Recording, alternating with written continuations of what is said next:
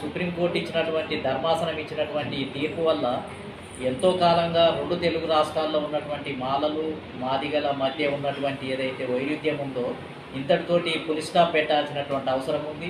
ఇంకా ఫర్దర్గా దీన్ని ఆవేశాలకు పట్టుదలకు వెళ్ళి మళ్ళీ దీన్ని ఇంకా పొడిగించుకొని ఇంకా ఒకరి మీద ఒకరు ఆరోపణలు చేసుకొని ముందుకు పోవటం వల్ల ఉపయోగం లేదు. ఈ ఈ ఉపకులాల వర్గీకరణ వల్ల మాలల జనాభా ఎంత ఉందో ఆ జనాభా ప్రకారం వాళ్ళకి ఉద్యోగ రంగాల్లో వాటా లభించాలి. మాదిగలకు కూడా వాళ్ళ జనాభా ప్రకారం మరి వాళ్లకు విద్యా రంగంలో కానీ ఉద్యోగ రంగంలో కానీ సీట్లు వచ్చేటట్టుగా ఈ ఏదైతే కమిటీ ఏర్పాటు చేస్తారో ఆ కమిటీ ఆ విషయాలను పరిగణలోకి తీసుకోవాలి.